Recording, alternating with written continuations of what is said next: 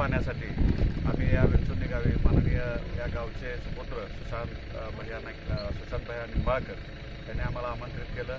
परत सागर जाधव जे पेडर रामोशी आणि बेरड समाजाचे ते तिन्ही समाजाचे प्रतिनिधित्व अतिशय चांगल्या पद्धतीने करतात, समाजासाठी वेळ देतात, त्यांचंही आम्हाला निमंत्रण होतं। त्या निमंत्रणासाठी आम्ही आमंत्रण दिल्याबद्दल आम्ही त्यांचेही मनापासून आभार व्यक्त करतो। आणि विंचुर्णी गावचे सुपुत्र सुशांत भैया यांनी सुद्धा आम्हाला मान सन्मान दिलात त्याबद्दलही त्यांचे हे करतो।